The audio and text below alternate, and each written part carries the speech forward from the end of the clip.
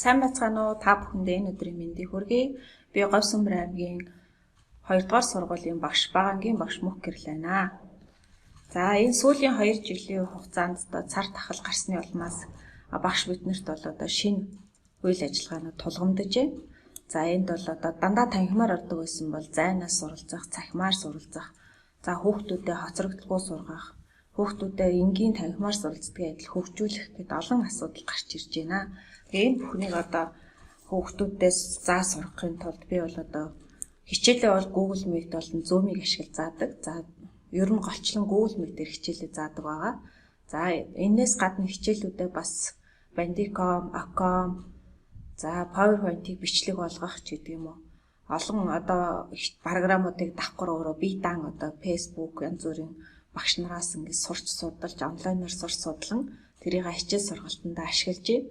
За Google Meet-ээр хичээлээ заахдаа бас Mirror to PC screen гэсэн ийм утсаараа утасныхаа камерыг хүүхдэд харуулад одоо хичээл заах програмыг бас давхар ашигладаг. Яг дэвтэр дээр яг ямар үйл ажиллагаа хийх вэ? Жишээ нь үзэг зурхад хурц үзгийг яаж зурх вэ? Мохоо онцгийг яаж зурх вэ гэдэг бүх юмыг одоо хүүхдүүдэд зайнаас суралцж байгаа учраас одоо PowerPoint-ээр тэр болгон харагддаг. Тийм учраас одоо тэр програмыг ашиглаад хүүхдүүдэд хичээлээ зааж байна.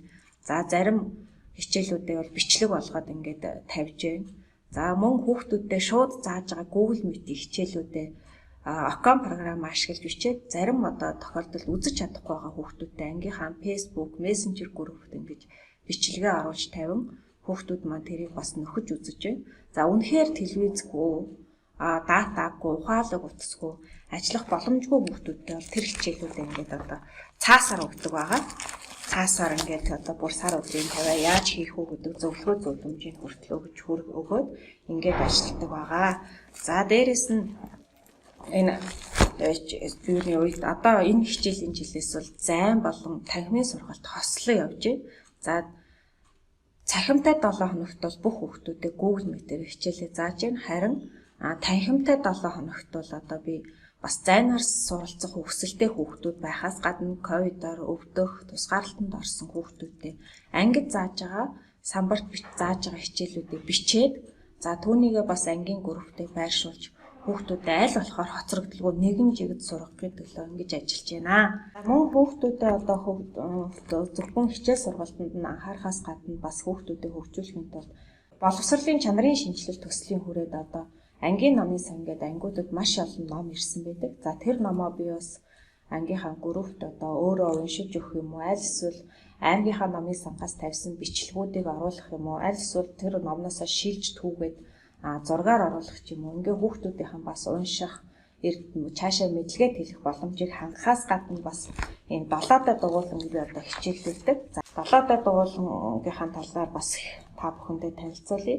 За энэ 7-д дугуулал нь бол ерөөсөө хүүхдүүдийг ярих, бичих, бодох, сэтгэх за бүх үйл ажиллагаанд бол хичээлийн бүх үйл ажиллагаанд бол одоо оролцуулж идэг ийм хөгжүүлж идэг ийм дугуулан байгаа. За энэ нь бол ингээд би одоо энэхүү номноос санаа аваад за манайх бол одоо онсон тоглоом гэдэг төслийг хэрэгжүүлдэг. За тэр төслийнхөө хүрээнд анх би энэ 7-д дугуулан хичээллүүлж эхэлж байсан бол бас өөрийнхөө энэ одоо дааж авсан анги авснаас хойш зөвхөн өөрийнхөө 1-р ангиас нэхлээд одоо 5-р анги хүртэл нь энэ 7 дүрсийг цаасан дээр хэвлээд за цаасан дээр хэвлэж өгөөд тэрийгээ ингээд хүүхдүүдэд ингэж цаасан дээр хэвлэж өгөн одоо энийгээ хүүхдүүдэд ажилуулад за энийг хүүхдүүд ингээ хайчлаад за тэгээ багш өгсөн энэ дүрсүүдийг эвлүүлээд ингээ бүтээл хийдэг байгаа. За энэ бол маш олон чадварыг хөгжүүлдэг. За энийгээ тэгээ хүүхдүүдийнхээ нэрээр нь хийсэн бүтээл болгоныг ингээ одоо ингээд гарын авлага ном болгоод одоо 5-р анги төгсөлт нь өөрсдийнх нь хийсэн бүтээлээр бэлэг барихад бэлэн болгоод явж байна. Энэ нь бол одоо энэ дүрсээ хайчлахад гар хурууны булчин хөгжин. Ингээ гар хурууны булчин хөгжснөөр бичих чадварт нөлөөлнө. За дээрэс нь энэ дүрсээ эвлүүлээд ийм олон одоо эхлээд бол өнгөтэй дүрсүүд байсан. Сүүл рүүгээ ийм хар юу мэддэгдэхгүй ийм хар дүрсүүд болно. Энийг ингээ 7 дүрсээ эвлүүлж яг энэ дүрсээ гаргахын тулд хүн нэлээ их одоо сэтгэж, бодож бүтээдэг. Тэгэхээр хүний бүтээх сэтгэх чадвар хөгжин. Дээрээс нь энийг яаж энийг олж бүтээвэ, энэ юу вэ гэдгийг олж харж ярина гэдэг бол бас хүүхдийн ярих одоо чадвар давхар хөгждөг байгаа.